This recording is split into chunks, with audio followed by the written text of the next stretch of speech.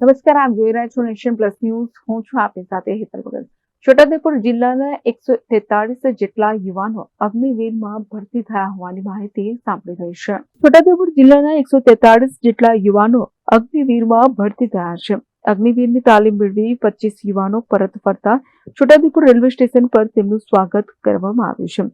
અગ્નિવીરમાં ભરતી થયેલા યુવાનો તાલીમ મેળવી માદરે વતન પરત ફરેલા યુવાનો દેશના વિભિન્ન રાજ્યોમાં સેવા બજાવશે. તો રોજગાર કચેરી દ્વારા રેલवे स्टेशन खाते स्वागत कार्यक्रम योजाया હતો. जय हिंद. सो मेरा नाम चंदन सिंह है. मैं वडोदरा से हूँ और वडोदरा में एक बहुत छोटी सी, यूँ कहें तो छोटी सी पर बहुत प्यारी सी, और उम्मीद है कि बहुत बड़ा कर सकते हैं.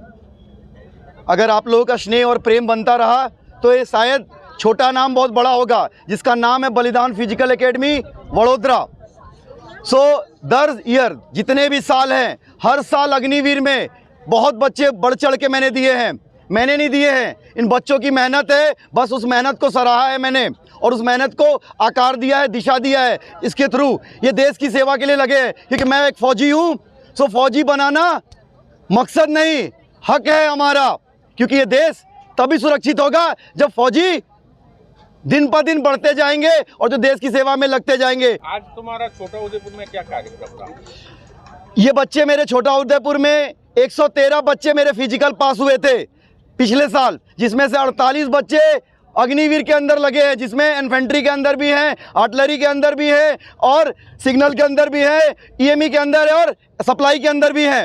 सो उन बच्चों ने ट्रेनिंग कंप्लीट करके, भारतीय सेना का अग्निवीर का ट्रेनिंग कंप्लीट करके अपने वतन को लौटे, अपने घर को, अपने माँ बाप के पास लौटे हैं. तो इन्होंने मुझे अपने स्नेह और प्रेम के लिए, इन्होंने परिवार ने मुझे आमंत्रित किया कि आपने हमारे बच्चों को तैयार किया तो हम आपका आदर और सम्मान करना चाहते हैं. इसके लिए मैं आज यहाँ पर उपस्थित हुआ हूँ.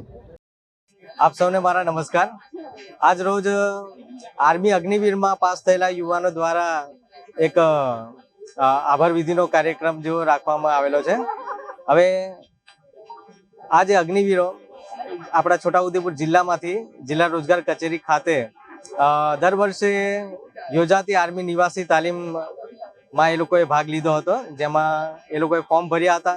ત્યારબાદ એના ફિઝિકલ પછી એ લોકોને સિલેક્શન કરીને બરોડા SRP ગ્રુપ 9 ખાતે એ લોકોને તાલીમનું સ્થળ નક્કી કરવામાં આવેલું હતું, જેમાં આપણા છોટાઉદેપુર જિલ્લાના યુવાનો પાસ થયેલા છે અને હાલમાં દેશની સેવામાં જોડાયા છે.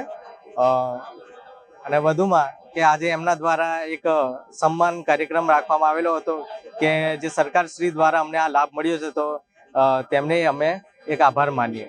Rehan Patel, Nation Plus News, Chhota Udepur. સમાચારોના સતત અપડેટ મેળવવા માટે અમારી નેશન પ્લસ ન્યૂઝની યુટ્યુબ ચેનલને સબસ્ક્રાઇબ કરો, બેલ આઇકન દબાવો અને જોડાયેલા રહો ફેસબુક, ઇન્સ્ટાગ્રામ અને ટ્વિટર પર.